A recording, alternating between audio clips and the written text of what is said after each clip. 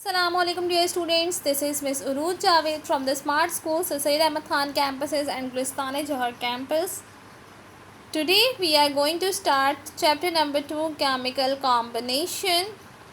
In this video I will explain you about law of conservation of mass and Lindolt experiment, and the resource which I am using here is your textbook of chemistry for class 9 and 10. In the previous class I had explained to you about contribution of modern scientists and scientific method, exercise and past year questions. In contribution I had told you about the contribution of Robert Boyle, J. Black, J. Priestley, Scheele, Cavendish, Lavoisier, John Dalton, J. Berzelius, Mendeleev, Arrhenius, M. Faraday and J. Thomson. In scientific method, I had told you about the 4 steps. Number 1, observation. Number 2, hypothesis. Number 3, theory. And number 4 is law. Now comes towards the today's lecture. Laws of chemical combination. There are 4 laws of chemical combination. These laws explain the general feature of chemical change. As I told you in the very first lecture that chemistry deals with the matter and the changes occurring in it. Chemists are particularly interested in those changes where one or more substances are changed into quite different substances. They had found that these chemical changes are governed by some empirical laws known as law of chemical combination. अब जैसे मैंने आपको बताया था कि chemistry basically किस चीज़ से deal कर रही होती है, मैटर से, और जो उसके अंदर चेंजेस आ रही होती हैं, ठीक है. लेकिन जो केमिस्ट है उनको इंटरेस्ट ज़्यादा किस चीज़ में था, उन सब्सटेंस में जिनके अंदर जो है थोड़ा सा स्लाइटली सा डिफरेंस आ रहा था. जब एक या एक से ज़्यादा सब्सटेंस आपस में मिलकर कोई एक नया सब्सटेंस बना रहे थे तो जो चेंज आ रहा था उसमें जो है वो केमिस्ट को ज़्यादा इंटरेस्ट था. तो उन्होंने जो है उनको ये पता लगा कि जो केमिकल चेंजेस आ रही हैं कुछ लॉज की वजह से आ रही हैं, और लॉज को उन्होंने नाम दिया laws of chemical combination. 4 laws हैं. Number 1, law of conservation of mass. Number 2, law of definite proportion. Number 3, law of multiple proportions. And number 4, law of reciprocal proportion. And today I will explain you about law of conservation of mass. Law of conservation of mass. In 1785, the French chemist Lavoisier tried to learn about chemical changes by weighing the quantities of substance used in chemical reaction.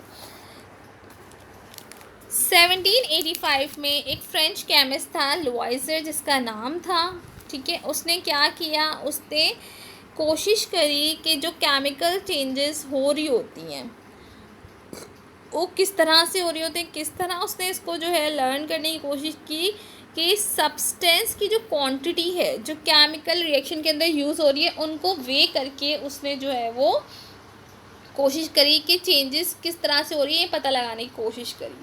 He found that when a chemical reaction was carried out in a closed system, the total weight of the system was not changed. The most important chemical reaction that Lavoisier performed was a decomposition of red oxide of mercury to form metallic mercury and a gas. He named this gas as oxygen. Basically इसने क्या कहा कि अगर कोई chemical reaction close system में हो रहा होगा तो कभी भी जो टोटल वेट है सिस्टम का वो चेंज नहीं हो सकता. इस बात को कहते हुए इसने एक statement the, that is, mass is neither created nor destroyed during a chemical reaction. कि जब केमिकल रिएक्शन हो रहा होता है तो उस टाइम पे ना तो मास क्रिएट होगा ना ही मास जो है वो डिस्ट्रॉय होगा. और इसकी स्टेटमेंट की एक और जो है वो एक और स्टेटमेंट को इस तरह से थी, in any chemical reaction the initial weight of reactive substances is equal to the final weight of the product.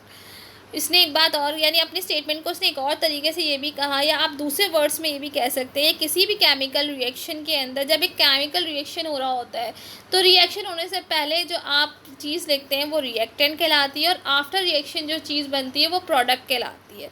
तो रिएक्शन होने से पहले जो रिएक्टिंग सब्सटेंस है, जो उसका वेट है, वो फाइनल प्रोडक्ट बनने के बाद भी उसका वेट जो है वो सेम रहेगा, इसके वेट में कोई फ़र्क नहीं आएगा। यानी ड्यूरिंग केमिकल रिएक्शन कोई चीज़ ना तो बनती है ना तो ख़त्म होती है, और वेट जो है वो हमेशा सेम रहता है। इसके लिए जो उसने एग्जाम्पल बताई, The law of conservation of mass may be demonstrated by the union of hydrogen and oxygen to form water. इसने अपने लॉ को किस तरह से डेमोन्स्ट्रेट किया, इसने कहा कि जब हाइड्रोजन और ऑक्सीजन आपस में मिलते हैं तो वाटर फॉर्म करते हैं। अगर वाटर फॉर्म करने से पहले हाइड्रोजन और ऑक्सीजन का वेट किया जाए और उसके बाद उनको कंबाइन करने के बाद वाटर बनने के बाद भी वेट किया जाए तो दोनों का वेट इक्वल होगा। यानी जब अगर आप रिएक्शन होने से पहले हाइड्रोजन और ऑक्सीजन का भी वेट करेंगे, उसको आप एक जगह नोट कर लें, और फिर उन दोनों को कंबाइन करके भी जो उसका वेट निकालेंगे, दोनों जो है वो सेम होंगे। ये आपके पास पिक्चर मौजूद है, एक बिफोर रिएक्शन है जिसमें ऑक्सीजन और हाइड्रोजन अलग अलग है, और एक आफ्टर रिएक्शन है जिसमें वाटर मॉलिक्यूल बन गए, इनका वेट जो है वो सेम है। Next topic is Landolt experiment. Basically जो लैंडोल्ट एक्सपेरिमेंट था वो law of conservation of mass को वेरीफाई करने के लिए परफॉर्म किया गया था। German chemist H Landolt studied about 15 different chemical reaction with a great scale to test the validity of the mass law of conservation of mass.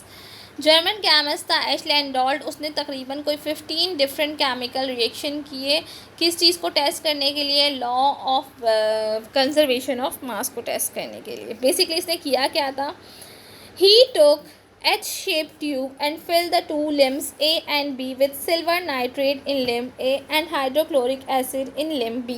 इसने एक H-shaped tube ली और उसको लेबल कर दिया। उसका H का एक पार्ट इसने एक A लिम्ब बनाया और एक दूसरा B लिम्ब बनाया। A लिम्ब के अंदर इसने सिल्वर नाइट्रेट लिया और B लिम्ब के अंदर इसने हाइड्रोक्लोरिक एसिड लिया। The tube was sealed so that the material could not escape outside. उसके बाद इसने क्या किया, ट्यूब को जो है वो सील कर दिया। सील करने के बाद इसमें से ना सिल्वर नाइट्रेट बाहर जा सकता था, ना हाइड्रोक्लोरिक एसिड बाहर जा सकता था, ना ही कोई चीज़ अंदर आ सकती थी। The tube was weighed initially in a vertical position so that the solution should not intermix with each other.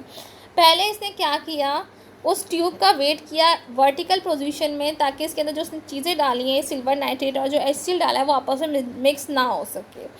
इसका वेट किया और उसको नोट कर लिया। उसके बाद इसने क्या किया, ट्यूब को शेक कर दिया। The reactants were mixed by inverting and shaking the tube. The tube was weighed after mixing on the formation of white precipitate of AgCl. जब इसने ट्यूब को शेक किया तो क्या हुआ, सिल्वर नाइट्रेट और हाइड्रोक्लोरिक एसिड आपस में मिल गए और वाइट प्रेसिपिटेट फॉर्म हो गए सिल्वर क्लोराइड के AgCl के। ये ट्यूब ली थी इन्होंने, एच शेप ट्यूब है, ए लिम्ब है, बी लिम्ब है। ए में इन्होंने क्या डाला, सिल्वर नाइट्रेट, बी में इन्होंने डाला HCl, और अभी इसको इसी पोजीशन में पहले इन्होंने वेट किया। उसके बाद इन्होंने ट्यूब को शेक किया। जब शेक किया तो सिल्वर नाइट्रेट और HCl जो है वो आपस में मिल गए। जब ये दोनों आपस में मिले तो इसके रिजल्ट में क्या चीज़ बनी, वाइट प्रेसिपिटेट बने, किस चीज़ के, सिल्वर क्लोराइड के AgCl के। मैं अभी आपको रिएक्शन भी दिखाऊंगी। इसने शेक करने के बाद एक चीज़ क्या ऑब्जर्व की, शेक करने के बाद भी इसने वेट किया, तो जब शेकिंग से पहले भी जो उसका वेट था, आफ्टर शेकिंग भी वेट उसका जो है वो सेम रहा। ये रिएक्शन है, सिल्वर नाइट्रेट और HCl जब आपस में मिले तो सिल्वर क्लोराइड बना और नाइट्रिक एसिड फॉर्म हुआ। लेकिन जो वेट इनका बिफोर रिएक्शन था वो आफ्टर रिएक्शन भी जो था वो सेम रहा। Result: the total mass of the substance before the reaction is equal to the total mass of the substance after the reaction. इस एक्सपेरिमेंट से इसने क्या बताया कि रिएक्शन से पहले जो मास था वो इक्वल था रिएक्शन के बाद भी। जो भी सब्सटेंस, यानी इसने जो ट्यूब में सिल्वर नाइट्रेट और हाइड्रोक्लोरिक एसिड लिया, उसने इसको शेक करने से पहले जो उसने उसका वेट लिया वो आफ्टर शेकिंग भी जो है वो सेम था, यानी बिफोर शेकिंग उसके अंदर कोई केमिकल रिएक्शन नहीं हुआ था, बट जब ये दोनों आपस में मिक्स हुए तो केमिकल रिएक्शन हुआ, और आफ्टर रिएक्शन भी जो है वेट जो है वो सेम रहा। इस बात ने जो स्टेटमेंट थी law of conservation of mass की, that is mass is neither created not destroyed during a chemical reaction, यानी मास जो है ना क्रिएट हो सकता है ना डिस्ट्रॉय हो सकता है किसी भी केमिकल रिएक्शन में, या आप अदर वर्ड्स में कह सकते हैं कि in any chemical reaction the initial weight of reacting substance is equal to the final weight of the product. आप किसी भी केमिकल रिएक्शन की बात कर लें तो रिएक्टिंग सब्सटेंस का जो इनिशियल वेट है वो इक्वल होगा किसके, final weight of the products के। ये वाला लॉ बहुत इंपॉर्टेंट है, इसकी स्टेटमेंट आपको वर्ड टू वर्ड लिखनी होती है। बेसिकली जब अगर आपके पास क्वेश्चन आता है एग्ज़ाम में state and explain the law of conservation of मास, तो आपको 4 हेडिंग्स के साथ लिखना पड़ता है। Number 1 introduction, number 2 statement, number 3 explanation and number 4 result या कॉन्क्लूजन। ठीक है, इंट्रोडक्शन में आप साइंटिस्ट का जो केमिस्ट जो परफॉर्म कर रहा है उसका इंट्रो देते हैं। स्टेटमेंट में आपको वर्ड टू वर्ड एक स्टेटमेंट लिखनी होती है। स्टेटमेंट में जो है वो मिस्टेक की गुंजाइश नहीं होती, आप कोई वर्ड नहीं उसमें से ओमिट कर सकते, आपके मार्क्स डिडक्ट हो सकते हैं। एक्सप्लेनेशन में आप थोड़ा सा अपनी वर्डिंग को यूज़ कर सकते हैं और जो है कंक्लूजन में भी कर सकते हैं, but remember statement word to word जाती है। Now I hope that this law of conservation of mass is clear to all of you, and Landolt experiment is also clear to all of you। बहुत ही आसान सी इसकी statement है, मास is neither created not destroyed during a chemical reaction. इसको याद कर लीजिए, बस अब आपके जहनों में बिल्कुल याद हो जाना चाहिए। If you have any confusion in this lecture, you can ask me any question in the comment section. I will explain it to you again. Thank you. Till then, stay home, stay safe. Allah Hafiz.